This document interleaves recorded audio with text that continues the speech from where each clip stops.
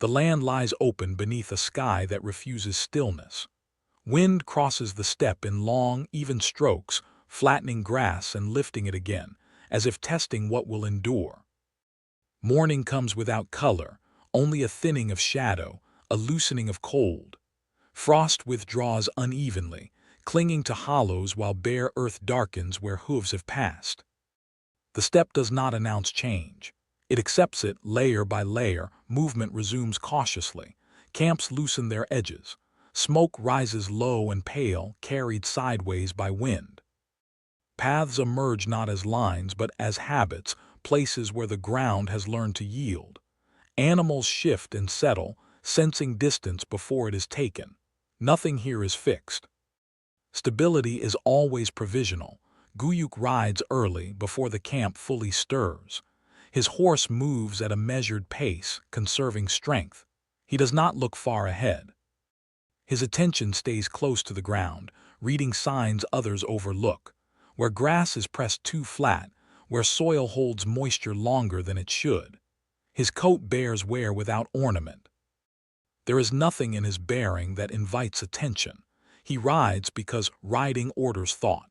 Responsibility has already narrowed his days. It came to him not as desire, but as inheritance shaped by expectation. The empire he moves within does not ask whether he wishes to lead. It requires that he does. The weight of that requirement settles before ambition can fully form. He remembers earlier seasons when command was louder, when presence alone could bend motion. That time has passed. What surrounds him now is structure. Roads kept open by repetition, messengers moving by rule, markets aligning themselves to schedules rather than impulse. Power no longer announces itself. It circulates. Justice reaches him as pattern, not as crisis. Disputes are fewer but more complex. They arrive already framed by precedent. Labor is assigned by method, not favor. Survival depends on predictability more than strength. He understands this not as theory, but as daily constraint. Pressure gathers at the edges. Regions newly aligned test boundaries quietly. Movement increases along outer routes. Reports arrive of strain, not rebellion. Disorder here is subtle, born of imbalance rather than intent. It cannot be met with force alone. He feels the pull of impulse and sets it aside. His choice is measured. He delays action long enough to see what will settle on its own. Where it does not, he responds narrowly. Messengers carry instruction weighted with limit. Strength is shown without being spent. The response holds because it is precise. From this restraint, method sharpens. Rules are reaffirmed. Routes are clarified. Authority shifts further into process. Expansion continues but slowly, through alignment rather than spectacle. New ground is absorbed only when structure arrives first. The cost accumulates quietly. Long days shorten his patience. Sleep fractures. Loss appears in small absences, names no longer spoken. Leadership does not shield him from this. It only requires that he carry it without display. As evening settles, wind returns across the grass, unchanged. Fires burn low. The empire moves within habits shaped before his rise and carried beyond it. Güyük watches the pattern hold, aware that his task is not to command motion, but to prevent it from breaking. Morning strengthens without warmth. Light spreads thinly across the steppe, revealing the ground in fragments rather than whole. Frost lingers where wind cannot reach. Elsewhere the soil darkens, softening under repeated passage. The land remembers movement even when those who made it are gone. Roads exist here as persistence, not as line. Güyük moves with the camp as it reforms. There is no signal for departure. Tasks align themselves through habit.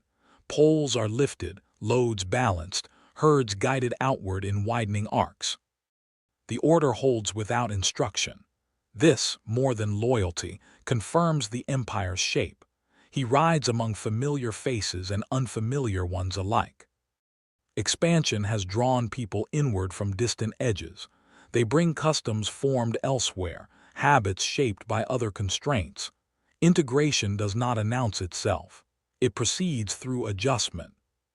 Some align quickly. Others resist in small ways, testing how much deviation the structure will absorb. Responsibility presses hardest here. Not at the frontier of force, but within the slow work of alignment. He listens to reports that do not ask for decision, only acknowledgement. Many problems resolve themselves if given time. Others require intervention that leaves no mark except continuity. Markets reopen as paths firm. Exchange resumes with caution. Goods move along routes already tested. No single passage carries essential weight. Dependence is spread thin by design. He watches this balance closely. Excess invites strain. Scarcity invites disorder. Stability lies between. Justice surfaces through repetition. Minor disputes are settled before they widen. Elders consult record and memory. Punishment remains rare.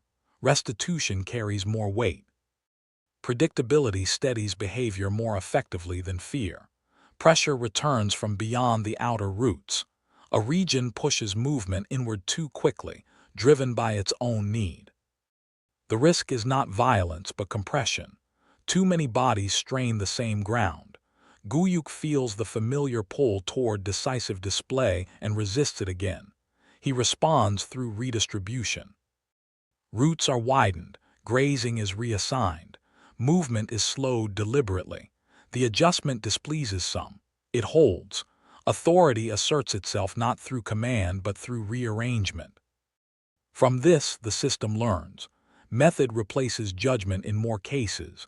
Decisions travel further without his presence. The empire stretches, not in conquest but in coherence. Fatigue follows him into the evenings. His rides shorten. His silences lengthen. Loss appears as distance from earlier companions now absorbed elsewhere. Leadership narrows life even as it widens reach. Night settles.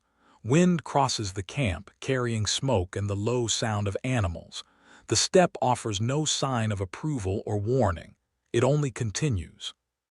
Güyük remains within that motion, aware that expansion survives only when restraint is renewed each day, as quietly as the ground accepts another passing hoof. The season turns without signal. Heat gathers in the low ground first, then spreads outward, drawing insects from the grass and dust from hooves that move too quickly. Water becomes deliberate. Each well and stream is measured by distance rather than abundance. The land narrows again, not in space but in tolerance. The steppe teaches restraint by withholding excess. Güyük adjusts his movement to this tightening. He rides later in the day, rests when the sun stands highest. His attention sharpens toward small signs. Animals lingering too long at water, riders slowing without complaint, paths widening where they should not. These details shape his understanding more than reports. Leadership here is sustained by observation.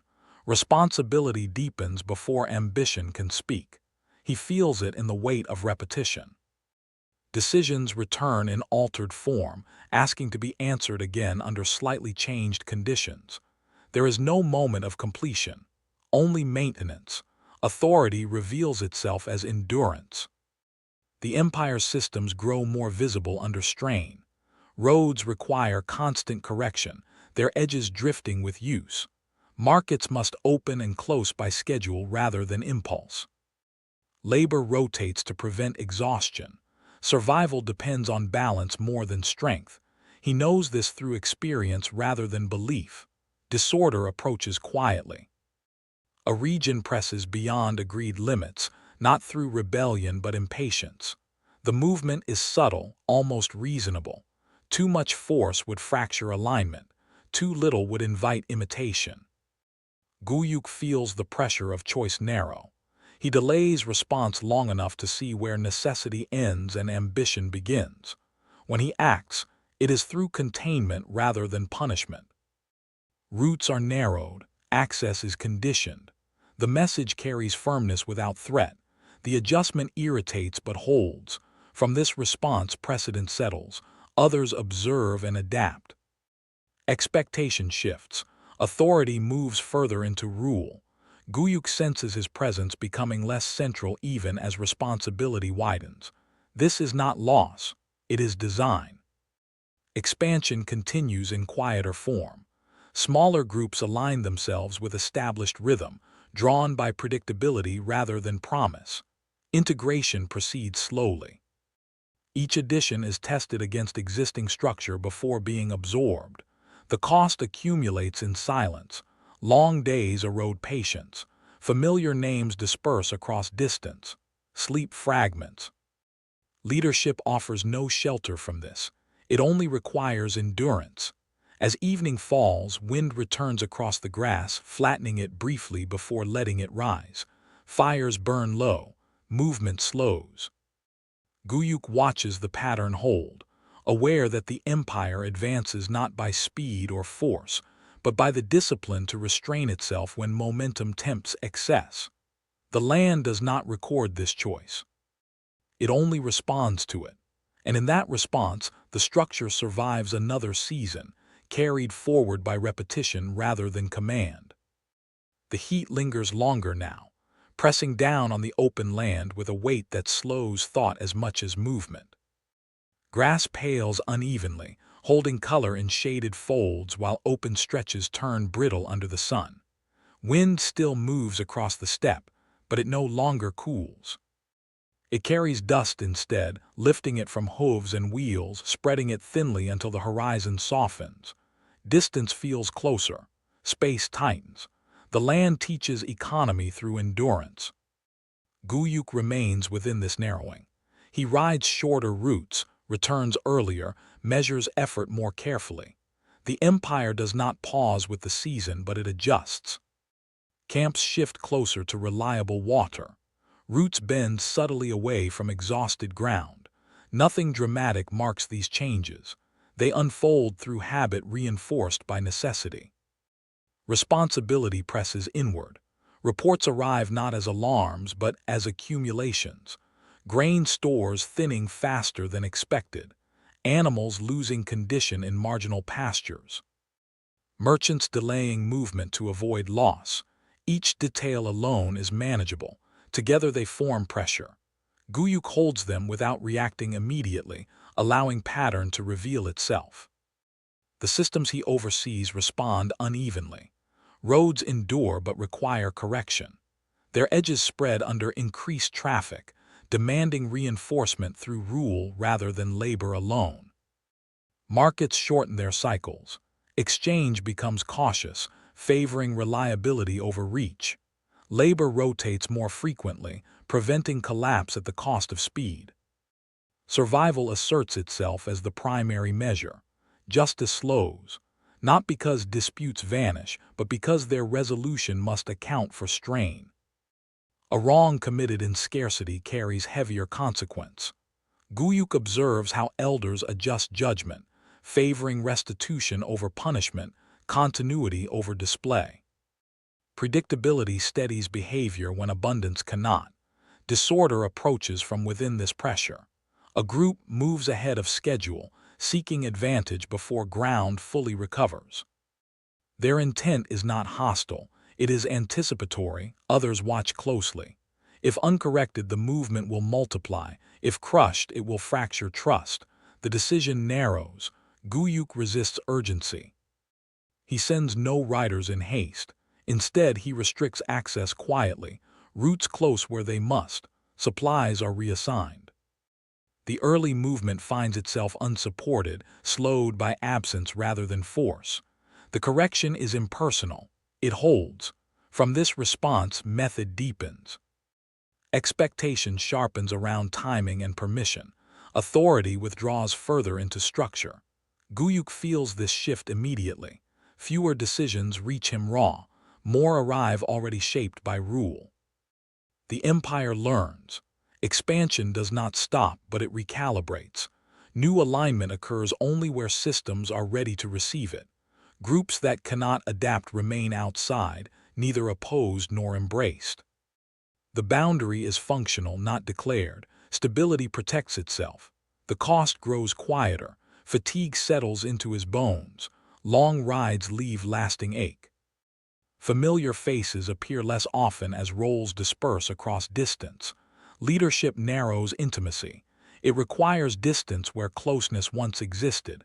Evenings lengthen. Fires burn lower. Conversation thins. Wind crosses the camp carrying dust and the smell of dry grass. The steppe offers no sign of approval. It responds only to balance or its absence. Güyük watches the routines hold through strain. The empire bends without breaking.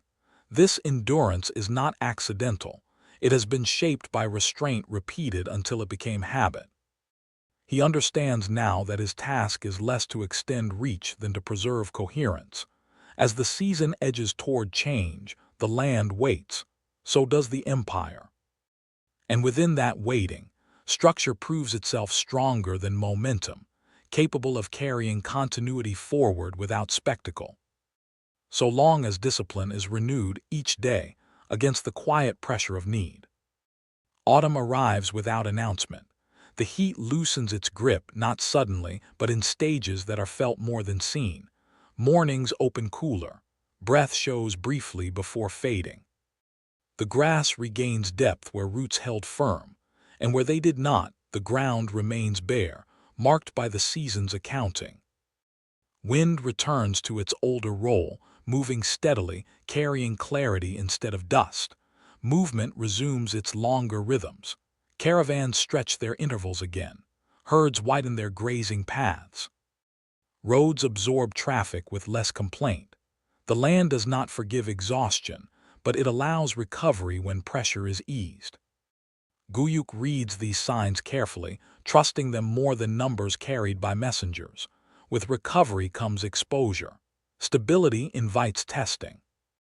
Along the outer routes, distant commanders press boundaries, not with defiance but with assumption. They act as if the rules that held through scarcity might loosen with relief. Small liberties appear, a toll delayed, a judgment postponed, a requisition expanded without record. These acts are not rebellion, they are drift, and drift left unattended accumulates weight. Güyük feels the pull to correct swiftly. The memory of strain remains close. He knows how easily balance can fail, yet he restrains himself again, choosing observation over reaction. He waits for repetition. He waits for confirmation that this is pattern, not anomaly. Systems answer before he does. Merchants reroute around unreliable stations. Laborers slow their service where orders blur. Justice becomes uneven, and its unevenness is noticed. Complaints rise not sharply but persistently, carried by routine channels that exist for this purpose alone. Now intervention becomes obligation. Güyük moves, not with display but with presence. He travels a circuit that mirrors the routes in question. He does not summon, he arrives. His passage is unmarked by ceremony, distinguished only by attention. He listens. He watches how decisions are made in his absence. Where process holds, he confirms it without comment. Where it frays, he restores sequence. Records are aligned, limits restated. Responsibility returned to its proper level. No punishments are made public. Corrections occur through replacement and reassignment, quiet but unmistakable. This restraint carries weight. Authority is felt more sharply when it does not need to assert itself. The boundary resets. Drift slows. From this, precedent hardens. Autonomy remains, but only within clarity. Expansion resumes in narrow bands, extending influence where trust has proven durable. No banners move. No proclamations follow. The empire grows by reliability, not by claim. The cost deepens. Güyük's days compress into function. Rest becomes intentional rather than natural. He notices the distance between action and consequence widening as systems mature. What he sets in motion now will unfold long after he has moved on. Loss appears without warning. A familiar steward fails to rise one morning. An old rider turns back, unable to continue. These are not sacrifices, they are attrition. Leadership absorbs them silently. At night, the wind moves through the camp again, stirring embers, lifting ash into the dark. The road beyond the firelight stretches unseen, already carrying decisions made earlier, decisions that no longer require his hand. He understands then that endurance is not a state but a practice, renewed through attention and restraint.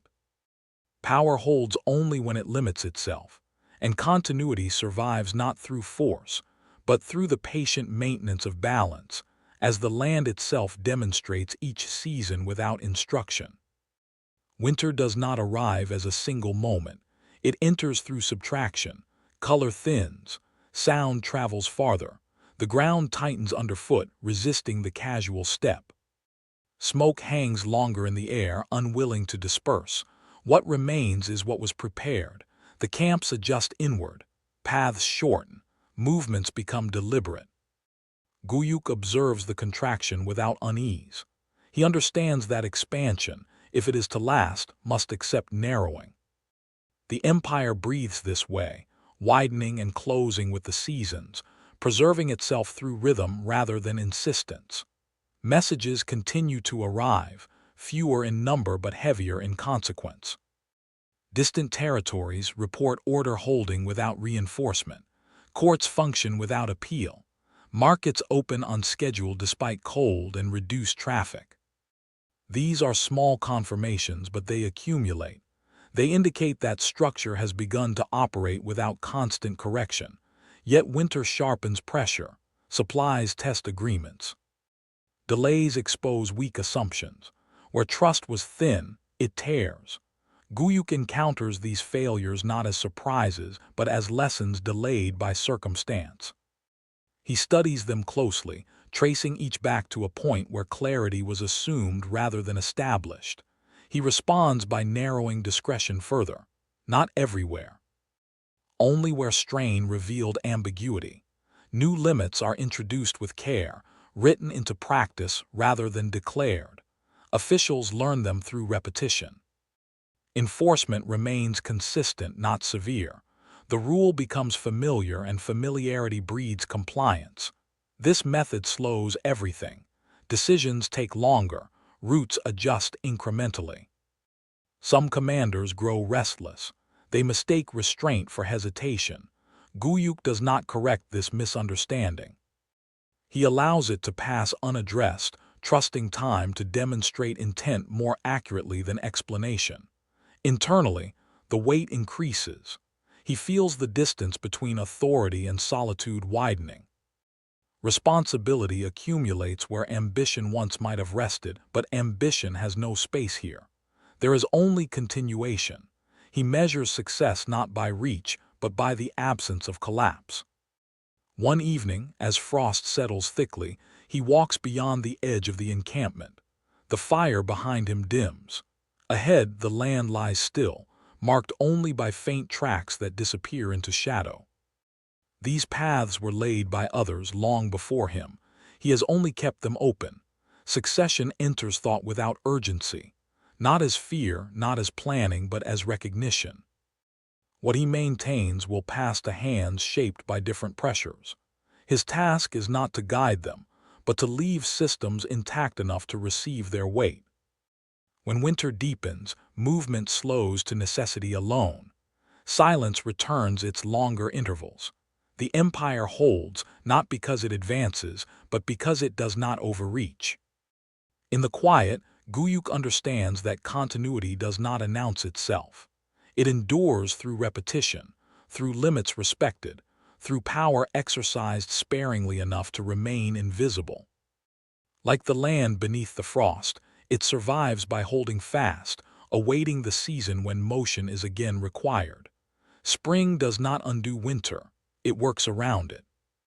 Ice loosens at the edges first, retreating into shadow, leaving behind ground that must relearn softness. Water returns in narrow threads, uncertain of its own paths. The land tests itself before it opens. So does the empire. Güyük moves again with the season, not to announce change but to confirm continuity. He travels familiar routes, watching how repairs made months earlier now face use. Bridges hold or sag. Roads either accept wheels or reject them. Each answer is given without argument. He listens. With movement comes renewed responsibility. Officials rotate back into labor carrying habits formed under restraint. Some adapt easily. Others struggle, unused to pace without urgency. Güyük notes this difference carefully. Systems do not fail from opposition alone. They fail when those within them misunderstand their purpose. The structure he oversees now requires reinforcement of method rather than expansion of reach. He directs attention toward training rather than command. Procedures are repeated until they settle into instinct. Justice is administered evenly without spectacle. Disputes are resolved by reference, not favor. Order thickens quietly. A challenge emerges not as rebellion but as variation. A distant region modifies established practice to suit local conditions. The change is practical, even effective, but untested. Güyük weighs response slowly. To suppress adaptation risks rigidity. To allow it without review risks fracture. He chooses examination. Observers are sent, not enforcers. Records are compared. Effects are measured over time. The process frustrates those who expect quick judgment, yet it preserves alignment while allowing knowledge to circulate. Authority here is patience made visible. From this, precedent grows more complex. Rules now carry margins. Systems accept limited difference without losing coherence. The empire does not harden. It becomes elastic, capable of absorbing strain without tearing. Expansion continues indirectly. Neighboring communities adjust themselves to this stability, aligning through trade and obligation rather than conquest. The reach extends not by decree, but by gravity. Predictability draws participation more effectively than force. The cost persists. Güyük's days lengthen, not in hours but in attention. Every decision echoes longer than before. Fatigue settles into his movement, not visible but constant. Leadership no longer asks for effort. It demands presence. As the season matures, wind moves steadily across open ground, bending grass in wide arcs. Camps rise and fall in measured rhythm. Fires burn where they should, no more, no less. Güyük watches these patterns hold, aware that what endures does so because restraint has been chosen repeatedly, even when expansion seemed easier. The empire advances again, but without spectacle. It moves like the thaw itself, reshaping ground slowly, guided by limits rather than desire. And in that careful motion, stability becomes its own form of strength, carried forward by systems that remember even when individuals must rest. Summer settles fully now, not with arrival but accumulation. Heat presses downward and remains. Grass stiffens, losing its early color, and the air holds dust longer after movement. The land enters a phase of endurance. Growth slows. Maintenance becomes survival. Güyük adjusts again, less visibly than before. Travel shortens. Decisions lengthen. He remains near the center of movement, where information converges and disperses. The empire no longer requires his presence at its edges. It requires coherence at its core. Stability begins to produce its own momentum. Markets reopen on fixed days without reminder. Caravans follow established routes even when alternatives promise speed. Justice is sought through process rather than appeal.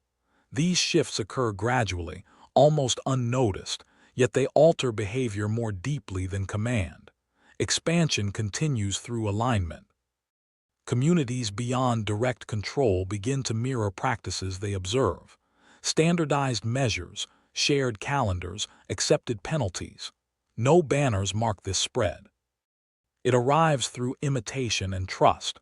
Order extends by becoming useful. Güyük recognizes this change with caution.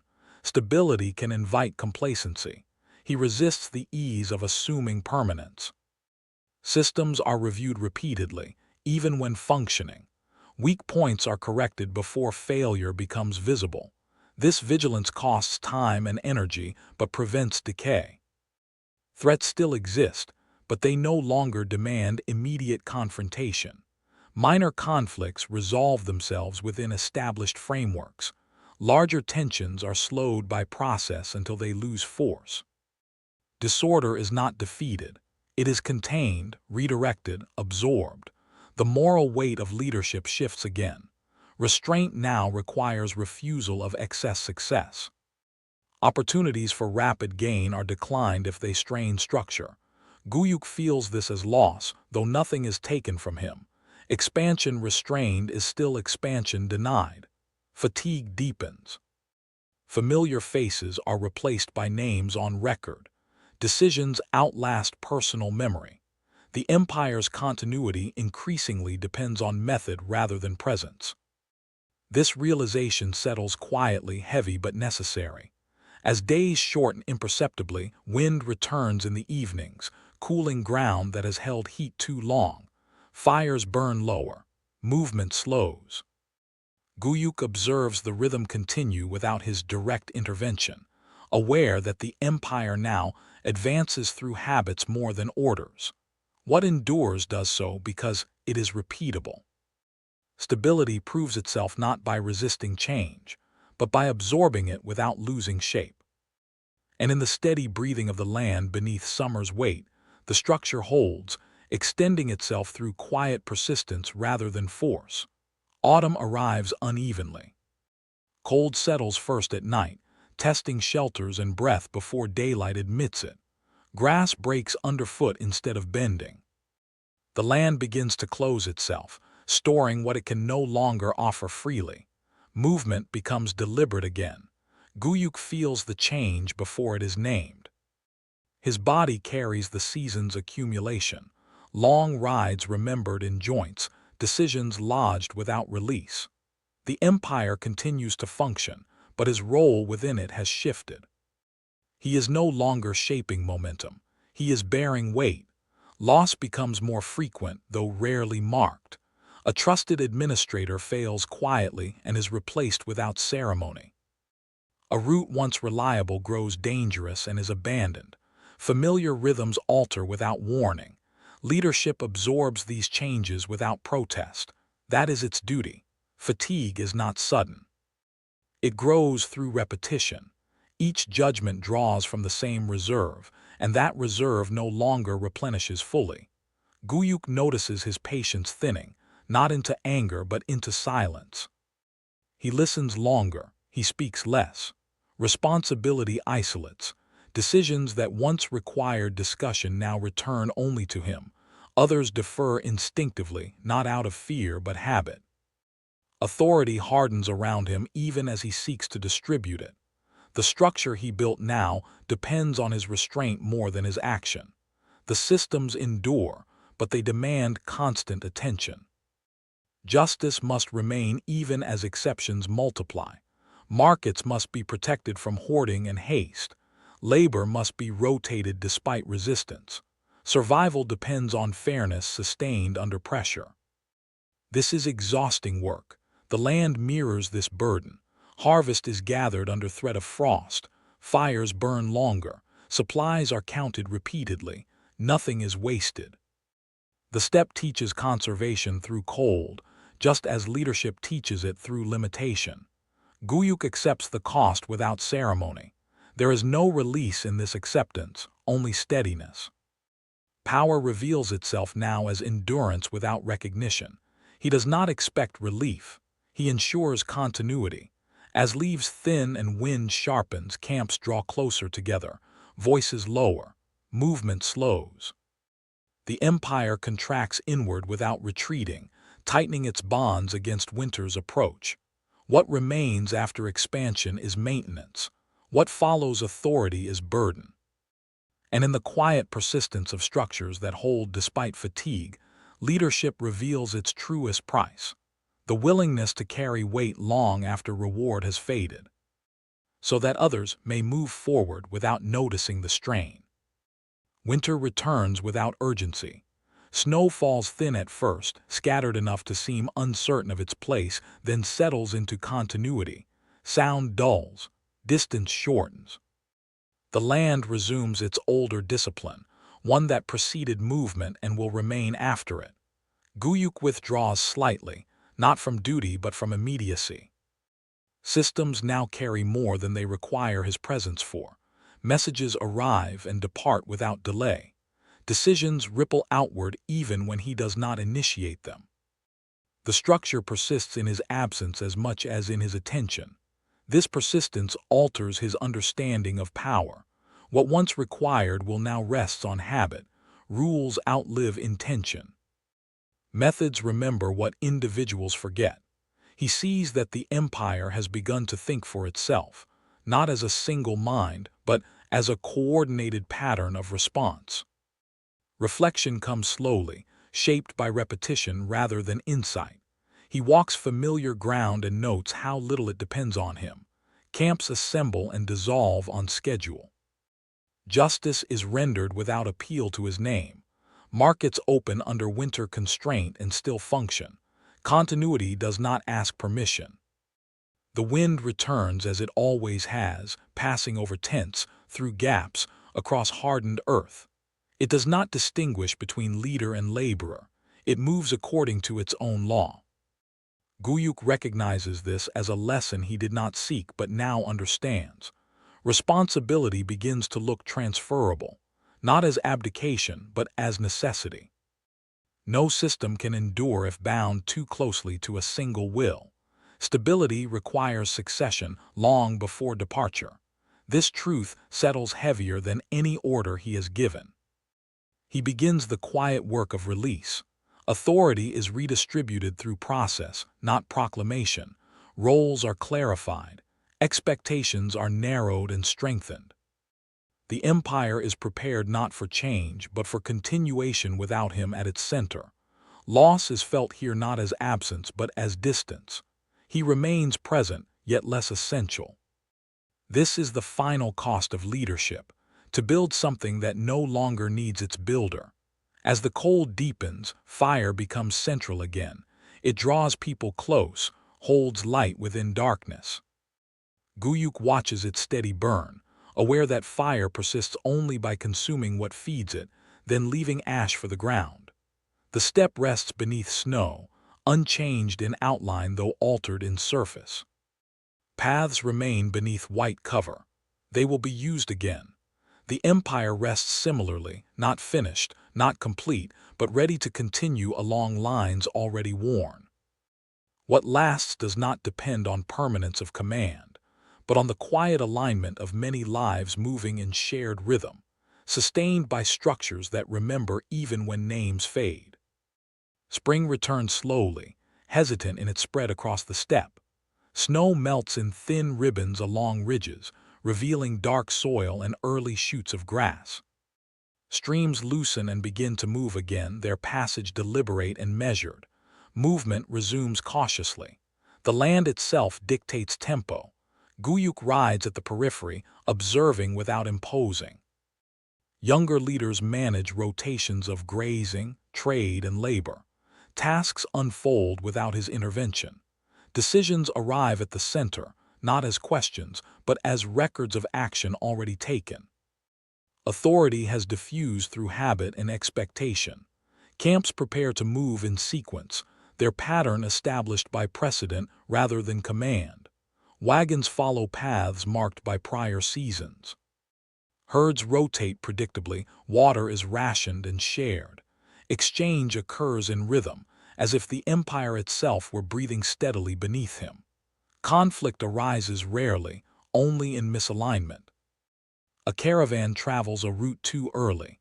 A pasture is grazed before rest. Güyük observes the errors quietly.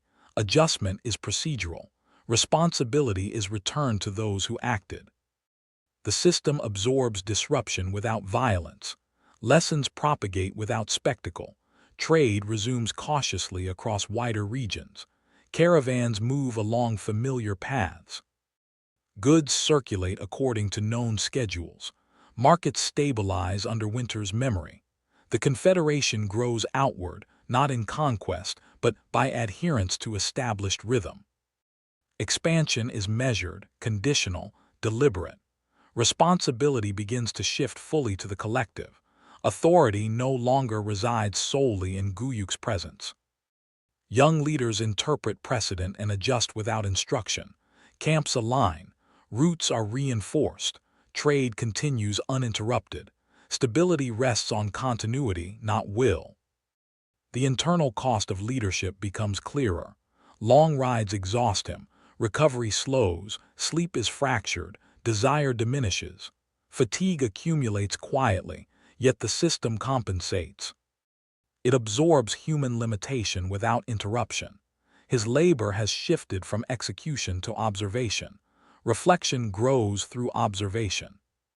He watches the Confederation operate independently, anticipate challenges, resolve disputes before they reach him. Relief is tempered with distance. Control has given way to transmission. Leadership is now custodial, ensuring patterns endure beyond a single hand. Summer arrives with measured warmth. Grass thickens under hooves. Streams follow their channels. Wind maintains steady passage. Camps operate without error. Trade proceeds smoothly. Expansion continues through integration rather than force. The empire moves as a system, coherent and self-sustaining. Güyük rides slowly at the edge of activity. He notes the precision of routines, the predictability of paths, the stability of exchange. His presence is no longer essential. Influence exists as memory and habit. Young leaders act with confidence. Authority persists without intervention. Evening light softens across the plains. Fires burn low. Smoke rises straight. Wind passes indifferent over the land. The Confederation endures without spectacle. Continuity is no longer dependent on a single hand. Patterns persist. Habits repeat. Stability is silent and self-sustaining.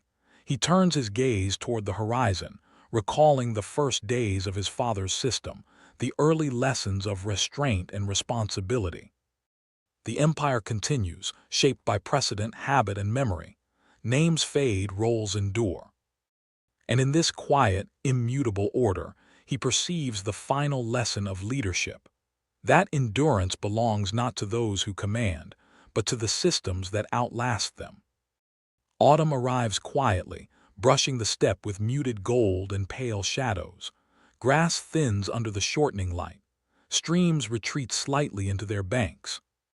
Winds shift, carrying a cooler tone and the scent of distant rain. Movement slows, guided by need rather than desire. Güyük rides among the outer encampments, watching routines solidify. Herds return to rotated pastures. Caravans follow established schedules. Labor shifts pass with precision. Disputes are resolved through precedent. The Confederation functions independently, a living structure shaped by repeated practice. Trade contracts slightly, responding to season. Markets thin, yet exchange continues along predictable lines. Reliance on memory rather than command ensures consistency. Routes remain open, guarded by habit rather than vigilance. The empire's rhythm has become self-sustaining. A challenge emerges from the north, where an unfamiliar band approaches seeking integration. They are evaluated not for strength, but for adherence to procedure. Access is granted gradually. Integration occurs quietly. Friction is absorbed through established practice, not coercion. The system adapts without spectacle. Responsibility flows naturally to younger leaders. They apply precedent, enforce routine, and correct deviation without reference. Güyük observes, no longer directing but calibrating. Authority exists in method and habit, not presence. Continuity rests on repetition rather than individual will. The cost of leadership is subtle yet persistent. Fatigue presses, sleep is broken, recovery slows. Losses appear quietly. A companion's absence, a sick child, an elder's passing. Grief is carried privately. Authority demands resilience, not ceremony. The Confederation absorbs human limitation without fracture. Winter approaches, carrying frost along ridges and across open grass. Snow dusts the steppe. Movement contracts. Paths are shortened.